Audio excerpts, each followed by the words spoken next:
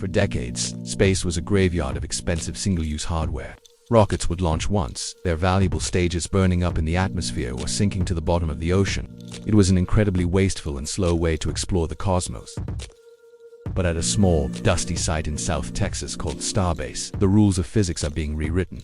We aren't just watching a new rocket being built, we are witnessing the birth of the most powerful machine in human history. A machine designed not just to visit other worlds, but to make us a multiplanetary species, to turn humanity into a Type 1 civilization.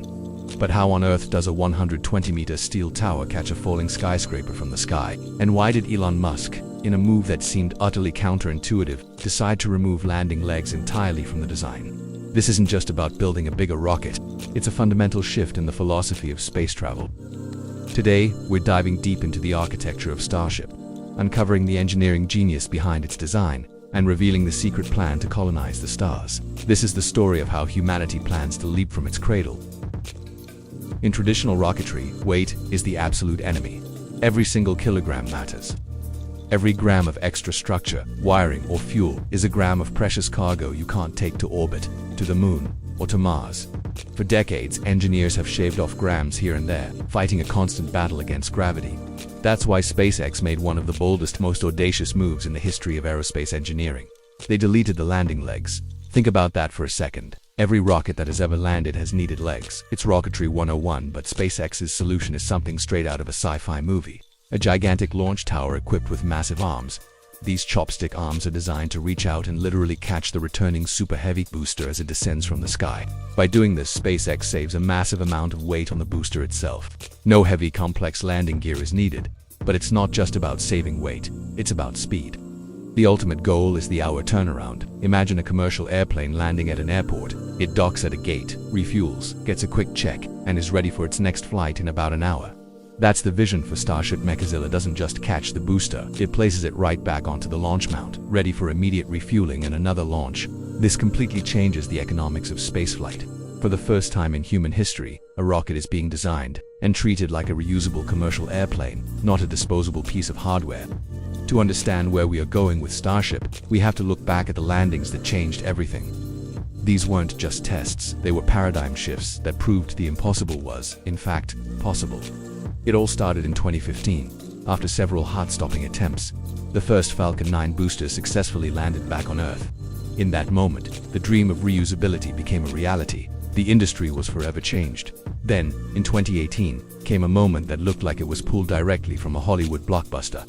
The Falcon Heavy's synchronized double landing, 2 boosters, descending from the edge of space, landing side by side in perfect unison. It was a ballet of fire and steel that demonstrated a level of control never before seen. But the most crucial step for the future was the Starship SN-15 landing in 2021. This was the test of the radical belly flop maneuver. Starship re-enters the atmosphere on its side, using its body and flaps to slow down like a skydiver.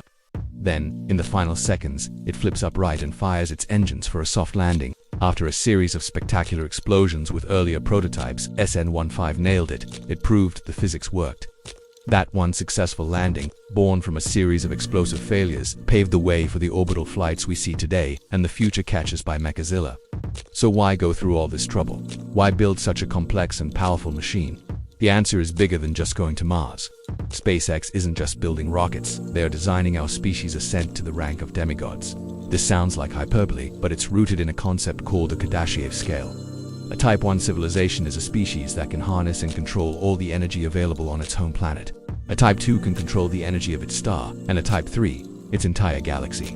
We are currently at Type 0.7 civilization. Starship is the tool that allows us to make the leap to Type 1 with a fully and rapidly reusable Starship. The cost to orbit plummets. This unlocks possibilities that are currently pure science fiction. We can build massive solar power stations in space, beaming clean energy down to Earth. We can build vast communication networks like Starlink, connecting every person on the planet. We can mine asteroids for resources, and most importantly, we can establish permanent, self-sustaining colonies on the Moon and Mars. With Starship, the solar system becomes our neighborhood, not a distant frontier. We don't go to space just to survive a potential catastrophe on Earth. We go to evolve, to expand our consciousness, to become something more. As the great Arthur C. Clarke famously said, any sufficiently advanced technology is indistinguishable from magic. With Starship, we are making that magic a reality. We are standing at the edge of a new era, a pivotal moment in human history.